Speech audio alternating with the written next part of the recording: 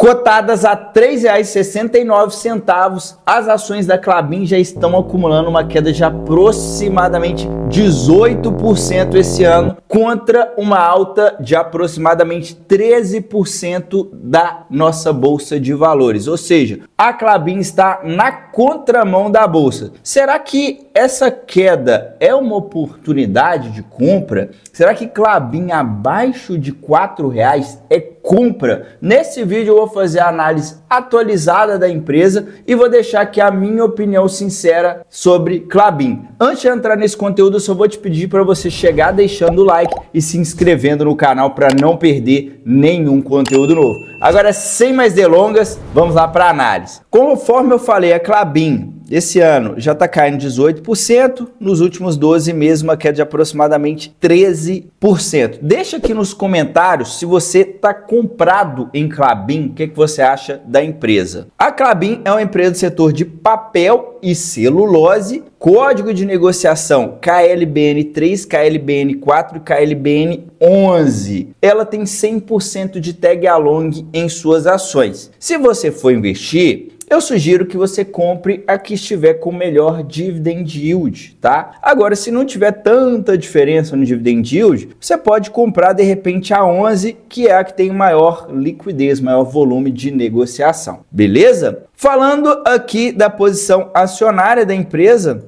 e alguém que tem aqui algumas figurinhas conhecidas, né? BlackRock, né? Irmãos Klabin com 52% das ações ordinárias, então são eles que mandam aqui, né? Irmãos Klabin SA que mandam na empresa. Eu geralmente gosto de empresa assim, empresa de dono, que tem um controlador forte por trás. Tem um pouquinho de ação em tesouraria, principalmente a preferencial, que é 2,34. Eu venho falando aqui em todos os meus vídeos, sempre que a empresa está recomprando ações, é uma forma de gerar valor para seus acionistas, pois diminui a quantidade de ações em circulação, fazendo com que o lucro seja repartido para uma base menor de ações, ou seja, a sua participação na empresa naturalmente ela cresce. Lucro por ação aumentando, dividendo também acaba aumentando, pois o dividendo também vai ser distribuído para uma base menor de ações. Não quer dizer que é para você comprar só porque tem ações em tesouraria, mas a própria empresa ela não vai recomprar suas ações se ela não estiver identificando que estão baratas. Então agora, por exemplo, é um momento muito bom para investir em ações, porque você pode ver que a maioria das empresas estão com ou recompraram nos últimos meses, no ano passado, ou até mesmo estão com recompra em aberto. É nesse momento que o mercado está desanimado, que as empresas estão recomprando, é o melhor momento para você investir em ações e acelerar seus resultados. Falando aqui agora dos destaques financeiros, né, o resultado mais atualizado da empresa, que é o primeiro trimestre de 2021 contra o primeiro trimestre de 2024. Repara que o volume ele diminuiu, né, a quantidade de toneladas, olha só, saindo de 922 mil toneladas para 906, caiu que 2%, e a receita, né, mesmo com a diminuição, se a gente pegar aqui, ó, a queda foi principalmente na celulose, ó, a celulose caiu, na verdade só a celulose caiu, né, saiu de 362 para 345, e aí papéis e embalagens aumentaram um pouquinho. Então repara aqui também, né, que ela é uma empresa que tem uma boa diversificação, tanto na receita, repara aqui, ó, a receita, ó, entre celulose, papéis e embalagens. Repara que é uma receita que é mais ou menos 1/3 para cada. E essa divisão, ela ainda é uma divisão que tem um mercado interno e o mercado externo, que ela está falando, ó, no primeiro trimestre de 2025, ó, 62% da receita foi do mercado interno. Na parte de papéis e embalagens, ela está mais direcionada para o mercado interno. Quando estamos falando da celulose,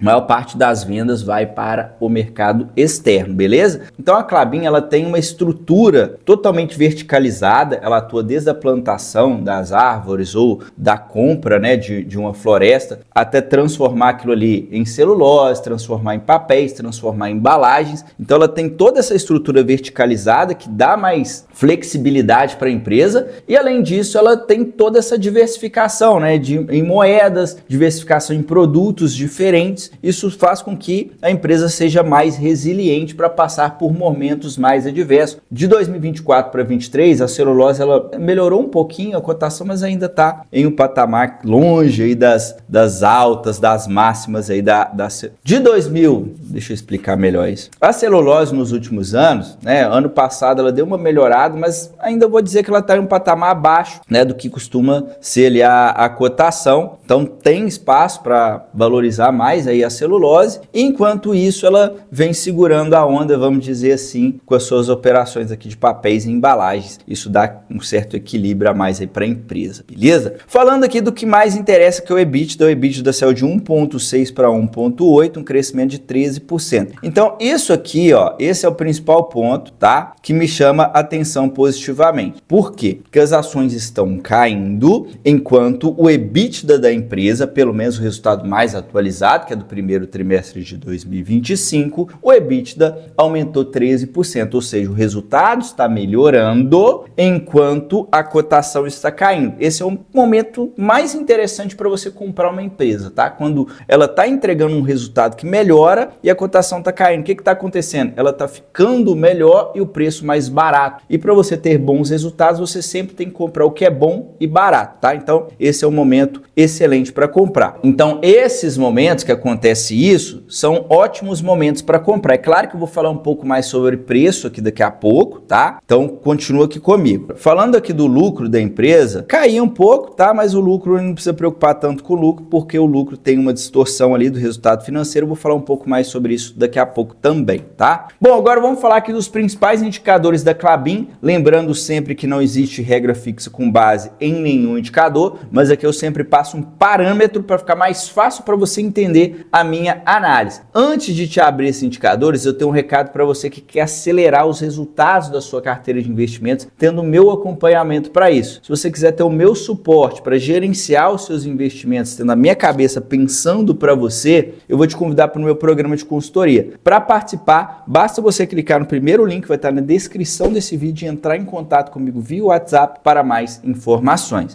Então vamos lá, cotação no dia 11/7 estava R$ 3,70, valor de mercado 23 bilhões. Então ela é uma empresa média, tá? Não é uma empresa gigante, mas também ela não é uma empresa pequena. Não fica perdido aqui com essa cotação, tá? De R$3, que isso aqui não quer dizer que a empresa tá barata, tá? Só porque tá cotada a menos de R$4. A gente tem que ter parâmetros ali entre resultado e preço, entre patrimônio e preço, expectativa de crescimento dos lucros e preço, geração de caixa e preço. É isso que a gente tem que analisar. Só olhar aqui, só cotação 3,70 não quer dizer nada, tá? Essa cotação de 3,70 é referente a KLBN4, ação preferencial. Falando aqui da dívida líquida sobre EBITDA, um indicador interessante para a gente analisar a alavancagem da empresa, está em 4,5 vezes, é uma dívida alta na minha opinião, eu considero uma dívida equilibrada ali até mais ou menos 3 vezes, tá? Vale ressaltar que a Klabin, ela naturalmente está no DNA da empresa, ela trabalha com uma alavancagem mais elevada mesmo, tá? Porque faz parte da estratégia da empresa, eles tomarem dívida para fazerem novos investimentos, para aumentar a sua capacidade produtiva, e com o aumento da capacidade produtiva, o resultado melhora, ela gera mais caixa e aí ela vai pagando as dívidas, tá? E ao mesmo tempo ainda pagando dividendos. Então a estratégia da empresa faz parte, se você for investir, tem que estar ciente disso. Liquidez corrente, aqui você tem que acompanhar. É sempre importante, tá, a gente analisar a liquidez corrente quando estamos analisando empresas que têm uma dívida mais alta, tá? Por quê? Porque a liquidez corrente, ela mede a relação entre o passivo circulante, que quer dizer quanto que a empresa tem em deveres a pagar no prazo de um ano, contra o ativo circulante, que é tudo aquilo que a empresa transforma em caixa com facilidade, que são os investimentos, são os estoques, o contas a receber.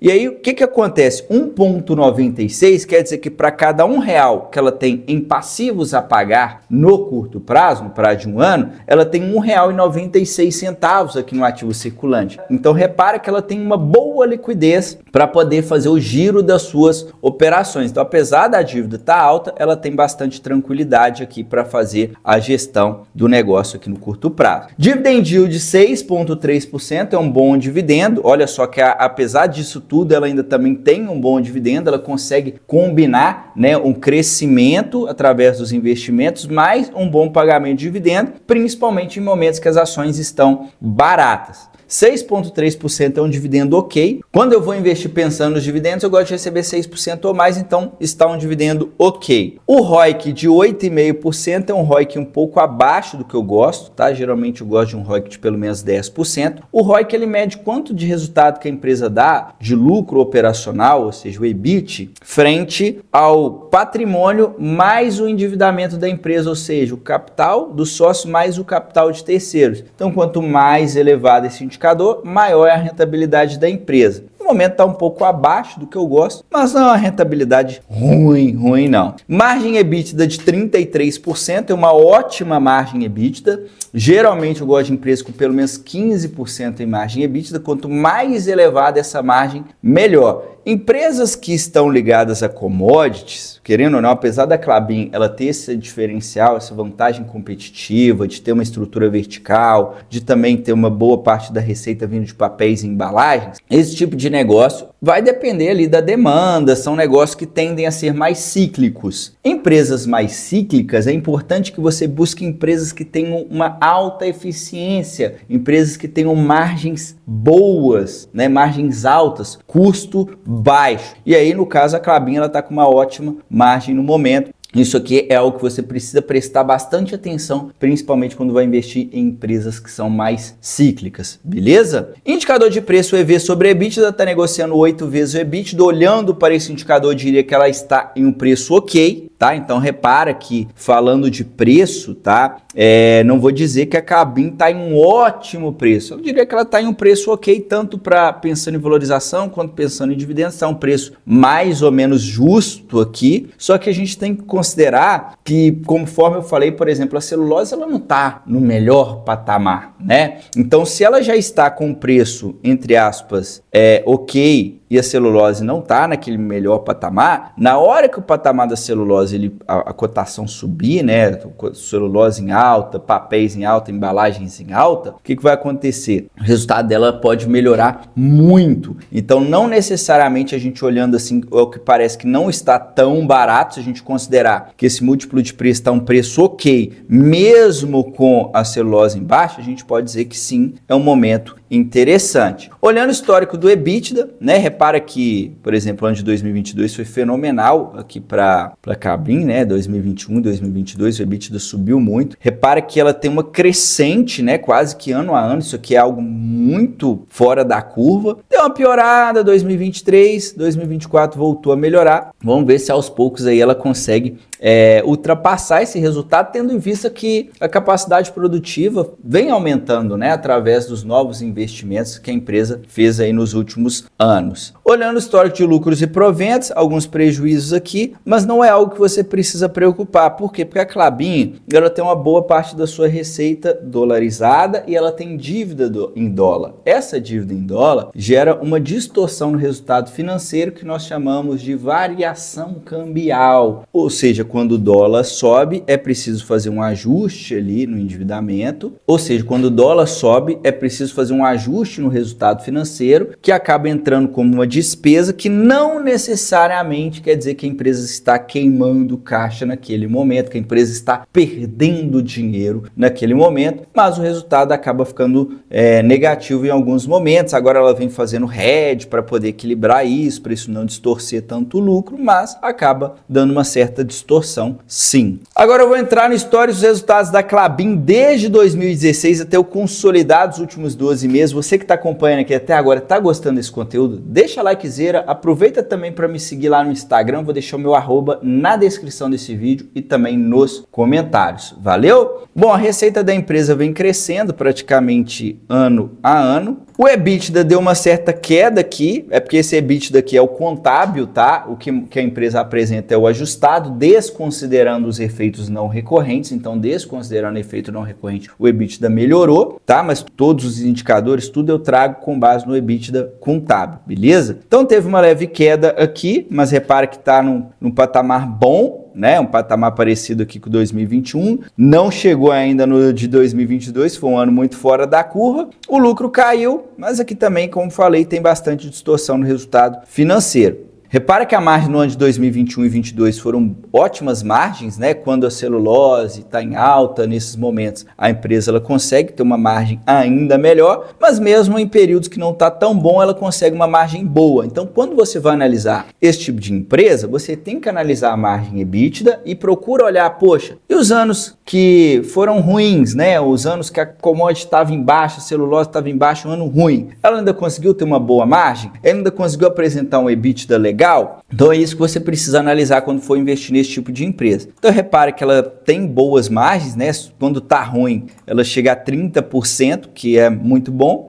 Alavancagem normalmente mais alta mesmo. E aqui é importante você olhar a geração de caixa. Então olha que o fluxo de caixa, olha o tanto que o fluxo de caixa aumentou, né? De 2016 até 2019, em média 2 bilhões. Se a gente pegar de 2021 a 2024, em média 7 bilhões. Então aumentou muito. Repare que os investimentos também aumentaram bastante, então faz parte aqui da estratégia da empresa, mas mesmo investindo muito, ela ainda está conseguindo gerar caixa livre. Essa geração de caixa livre vai retornar para o acionista em resultado de alguma forma, seja recompra, seja dividendos, seja equilibrando aqui o endividamento, seja em novos investimentos para crescer ainda mais os seus resultados. Então, qual é a minha opinião aqui sobre a Klabin? Bom, é uma empresa que eu particularmente gosto, tá? Eu gosto do setor de papel e celulose. É uma commodity que tem uma margem boa. Os produtos, acredito que vão ser produtos que ainda vão continuar tendo demanda no futuro. O pessoal às vezes lembra de papel, só lembra da folha de papel A4. Você esquece às vezes, poxa, de uma embalagem de cimento que usa papel, até copos, né? Tá tendo copo de papel,